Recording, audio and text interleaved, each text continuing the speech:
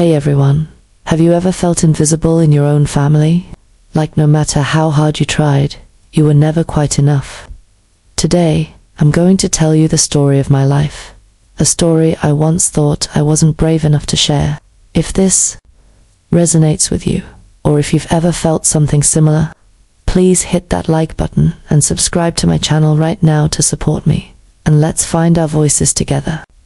My story begins on a fateful morning, the day my family gathered for my grandfather's will reading.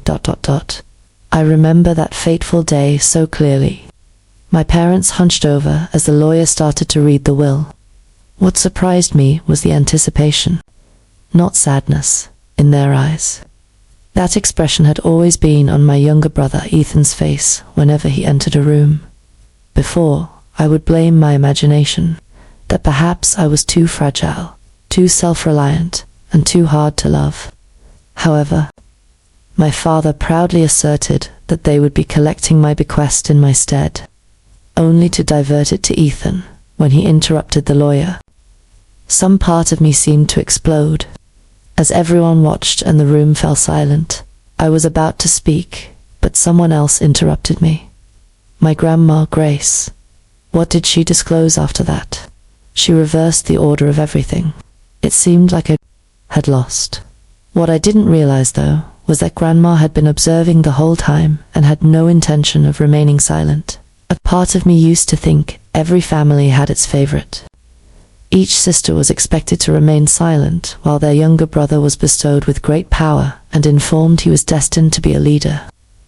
My parents made it plain to us when we were little. Ethan was indeed the prodigal son. I was the self-reliant one, excessive achiever. Take care of yourself, you capable girl. When I turned 10, my family baked me a cake and gave me a bear hug. A backyard carnival featuring pony rides and a magician was held in celebration of Ethan's 7th birthday that same year. As I peered out the kitchen window, I couldn't help but wonder why my parents' smiles were so different from theirs when they were with him. Nothing changed because of school. Nodding and saying, "We expected that from you," Willow would be my parents' reaction if I returned home with perfect grades. Pizza parties and jubilant Facebook posts occurred when Ethan barely managed B's. On top of participating in the science fair and the school newspaper, I joined every possible group. I started freelancing on the side to pay for accommodation, studied late into the night, and earned a merit scholarship to a prestigious university. Sometimes I'd call home, all pumped up to brag about a little victory, and my mom would say, "That's great, honey. Did you know Ethan made it through the year of dropping out, finding himself, and wrecking one car before being gifted another?" It rained on my way to my internship, so I rode the bus.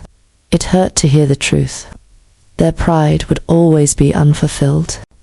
Since I was never him, no matter how much effort I put in, my lesson here is to hoard my successes. I ceased attempting to astound them.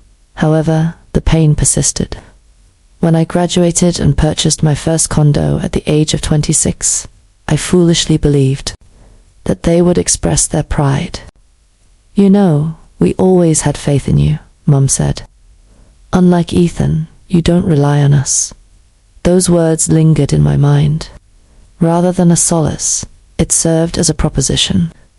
They were undeserved, as I had no use for them. What they took from me hurt, more than what they gave him.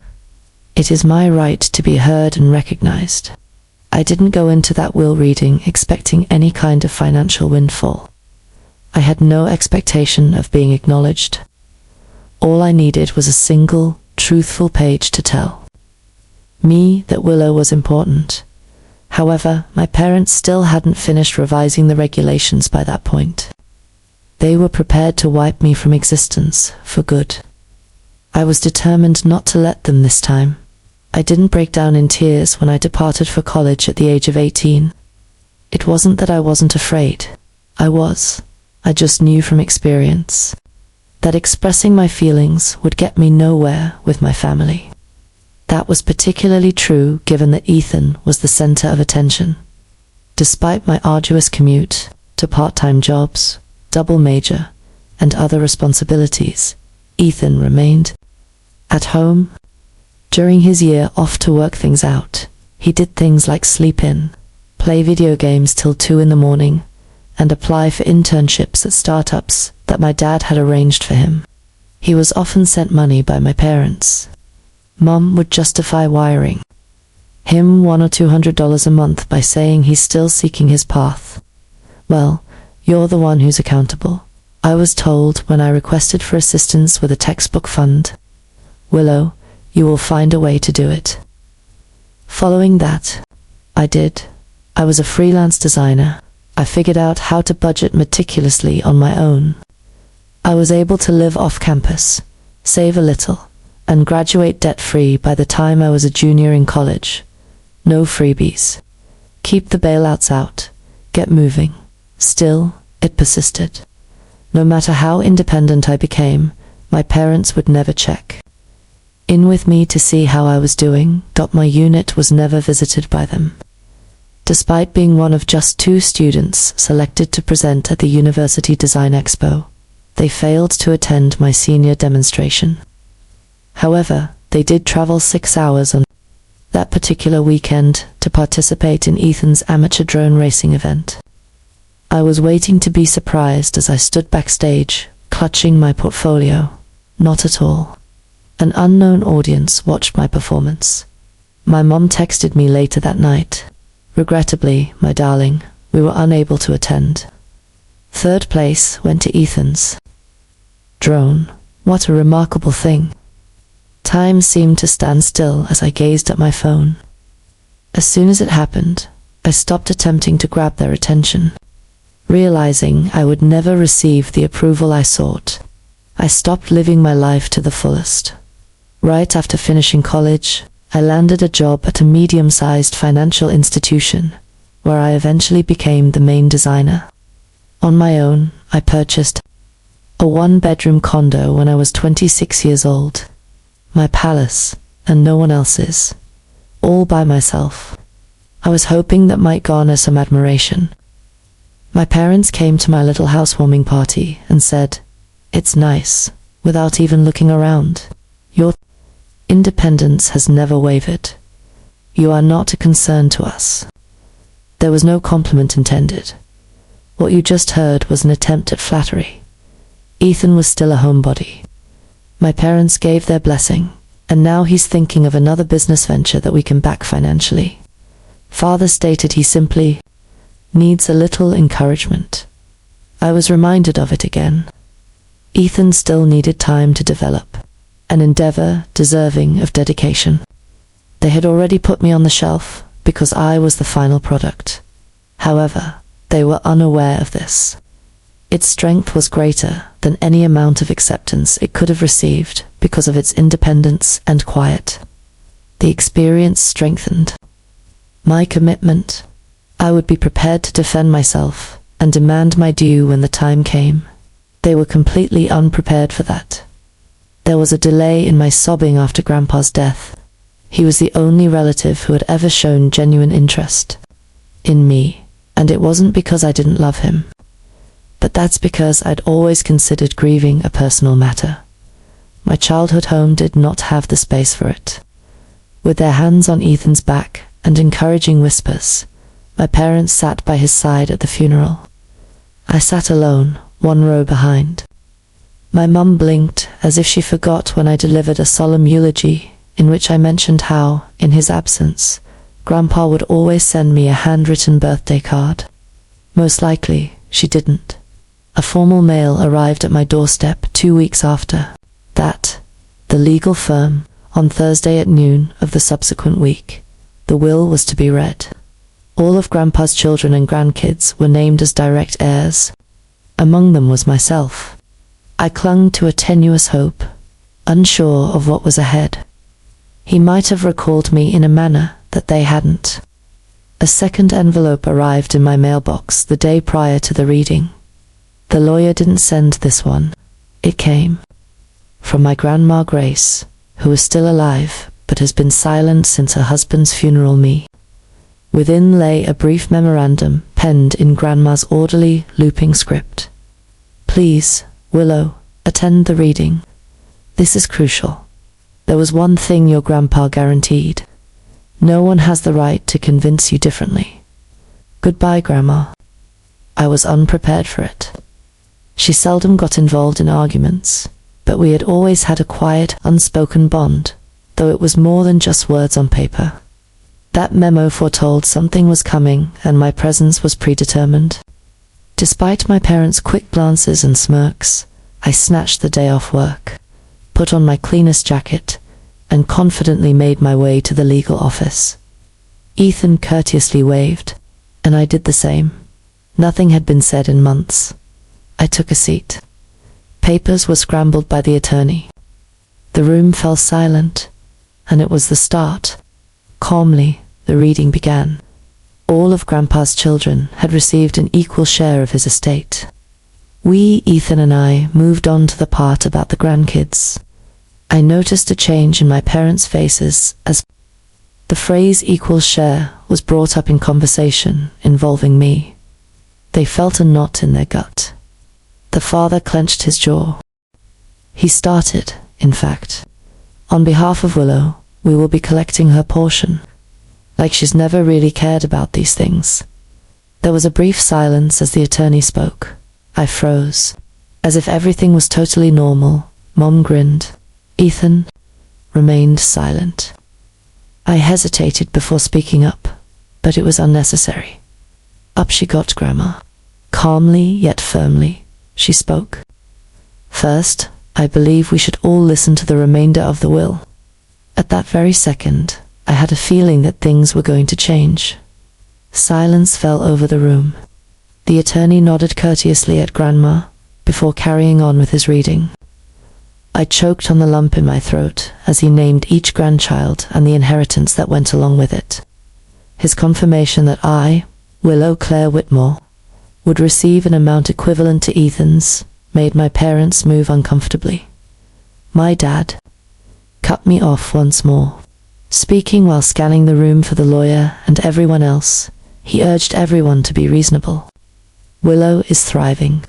She is debt-free, has a job, and owns an apartment.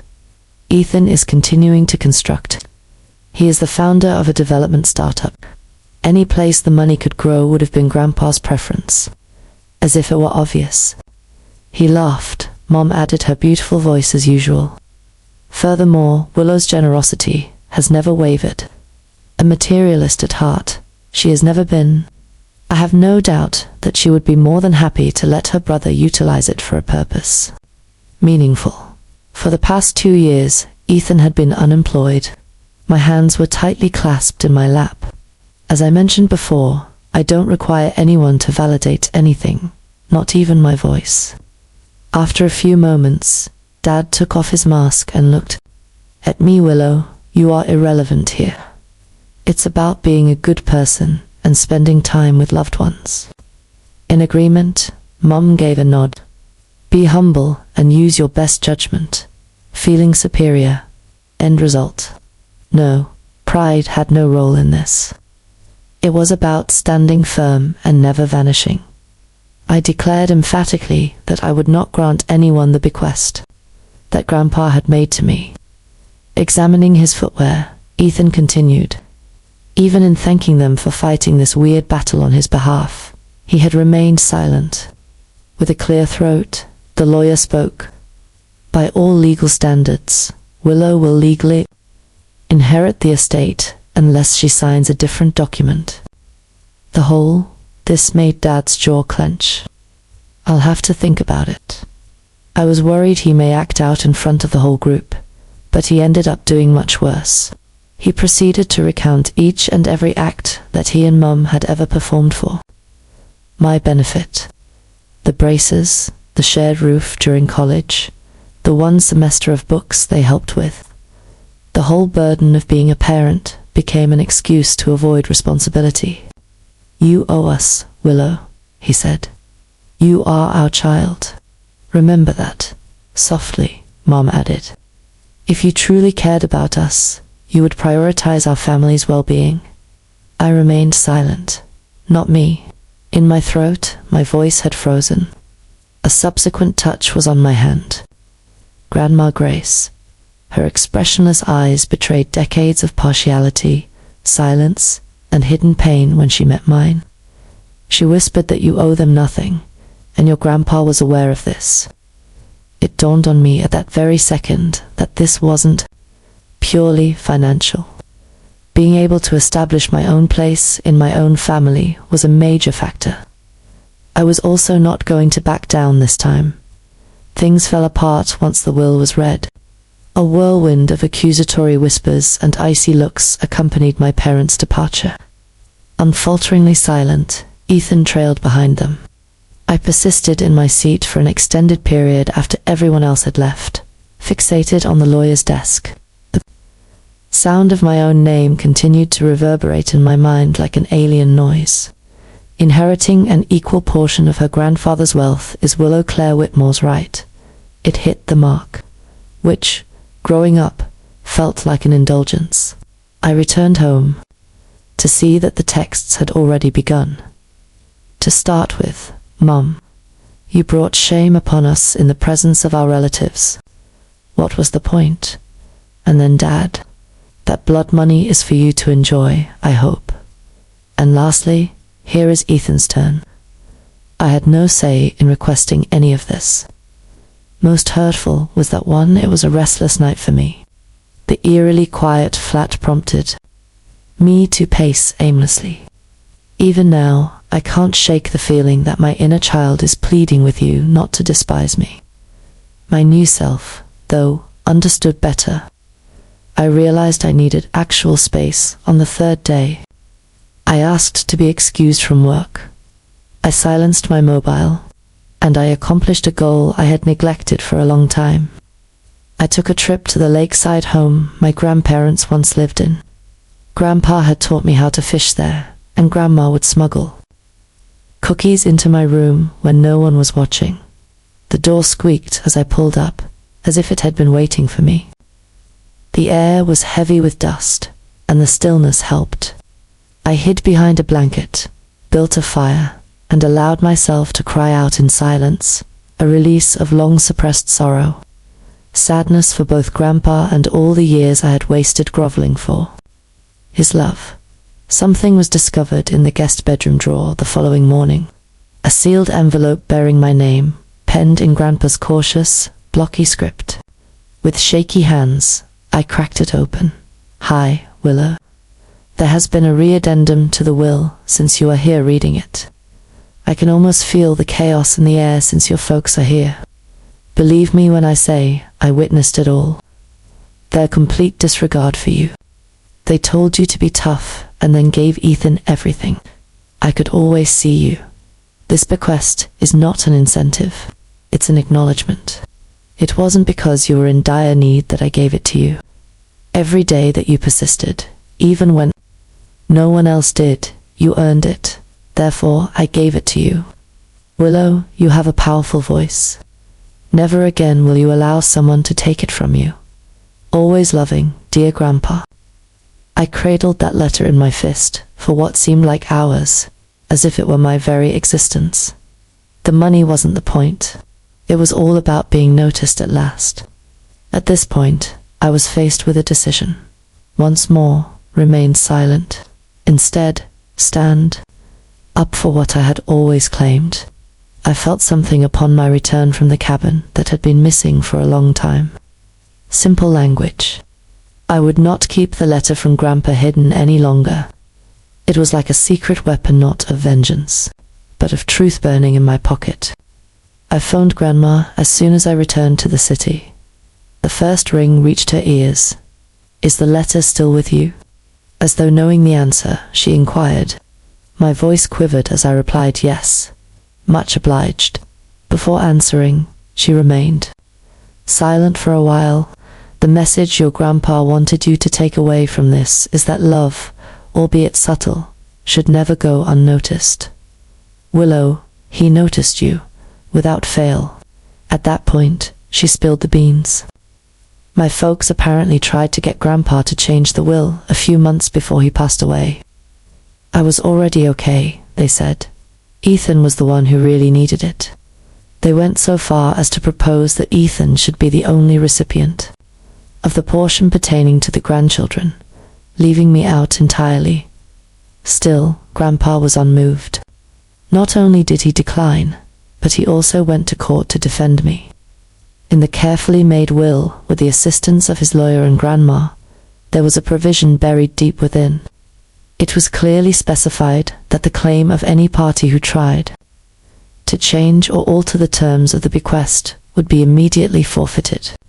For anyone who dared to breach it, it was impenetrable, legally binding, and catastrophic. My grandparents informed me that my parents had activated that provision. They had taken things too far.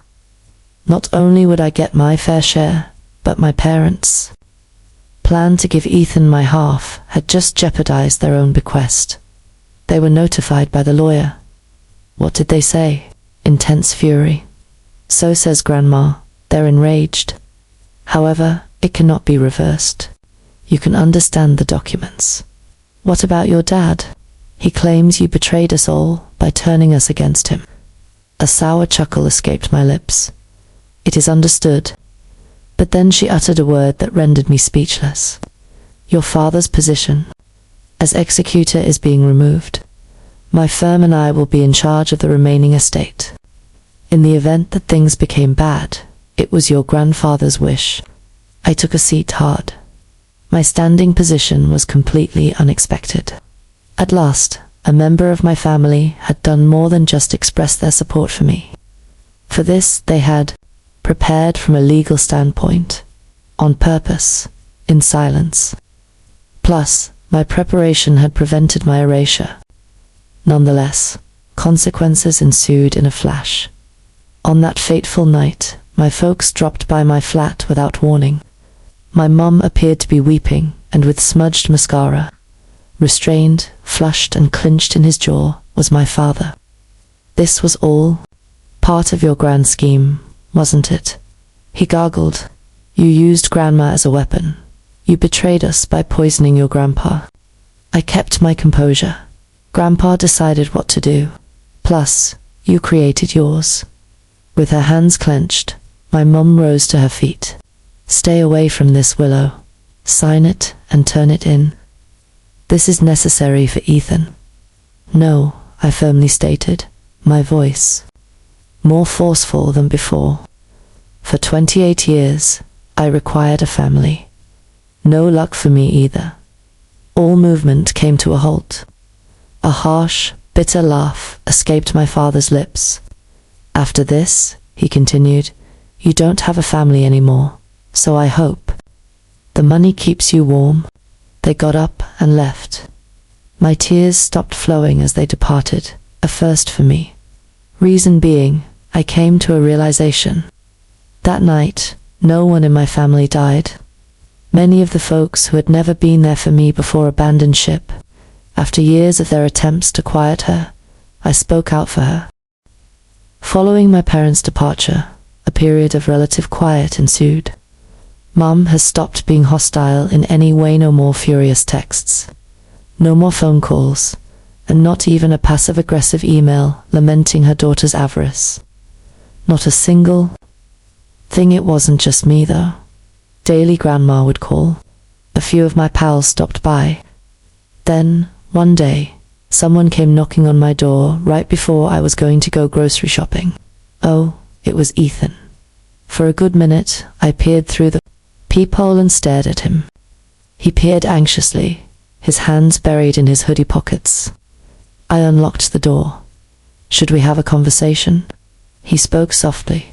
Without uttering a word, I merely moved aside to allow him entry. He remained motionless, standing in the center of my living room as if he were lost. By the time he spoke up, he had no idea they were planning to do that. In the reading of the will, I was never asked for it.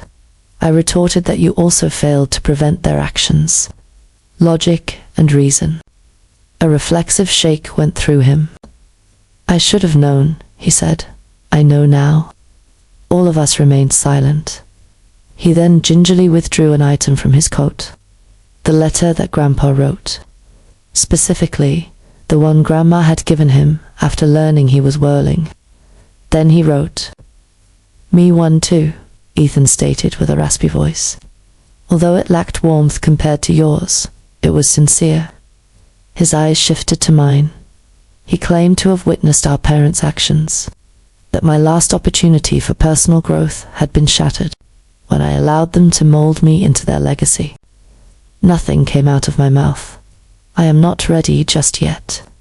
Stop letting other people fight your battles," he advised me, into adulthood, in order to express my utmost regret, along with repairing what I am able to. My jaw clenched.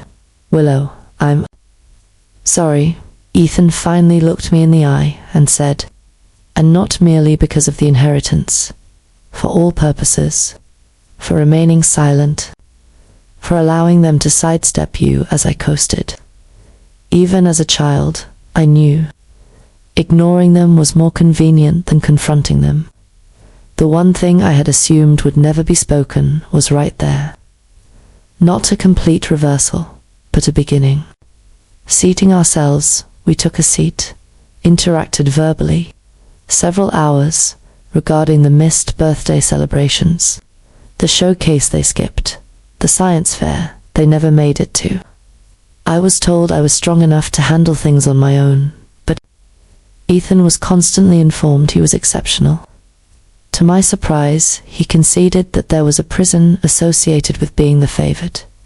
He came forward about his fear of failing. Whenever I made a mistake, they would step in and fix it. Sold it and fixed it.